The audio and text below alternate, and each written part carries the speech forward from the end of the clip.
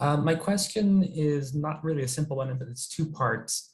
There seems to be, I've noticed, a double standard in our province where our party is still having to answer for things that have happened 20, 30, 40 years ago. Even to the time of Tommy Douglas, there's probably still someone saying, well, you guys did this when Tommy was around. Yet the Sask Party doesn't have to answer for things that have happened as early as 2017. So why do you think this double standard exists, and what can we do to combat it as we move forward? Yeah, I think you're right, Scott. I mean, we do suffer from this what I call a very double standard. Now, part of the problem is we have not had the numbers elected in recent elections to give us a large caucus. Therefore, we don't have the same ability as the government caucus does to have the resources to communicate some of these messages as well as they are able to. I mean, I turn on the radio and I hear these Sask Party MLAs advertising all the time, and that's with your tax dollars, by the way. But equally, members in the opposition have access to public funding for some communication.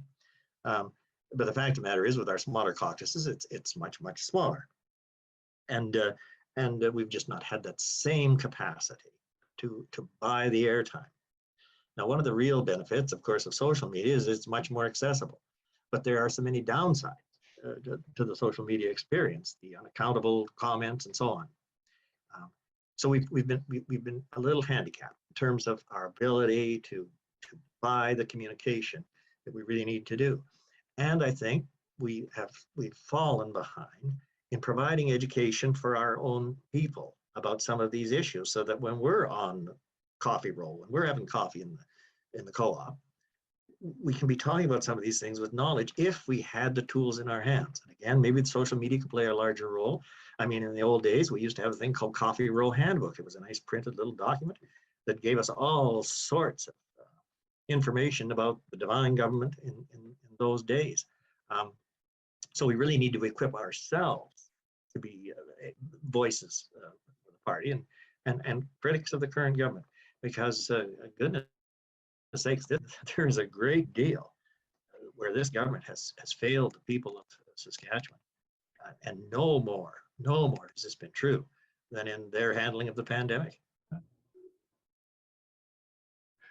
Yeah, I couldn't agree more. And I guess further to Scott's point, I've been amazed, when canvassing or even just talking to people, that very few people seem to be cognizant of the fact that the largest single tax increase in the history of Saskatchewan was brought in by the Sask Party government. And now with the last budget, it's been expanded further. Mm-hmm. And even with the expansion and raise to 6% that happened a few years ago, that virtually doubled the PST revenue. Yes. No one seems to be aware of that, and we are certainly not very good at communicating that, even during an election campaign, which is not understandable to me.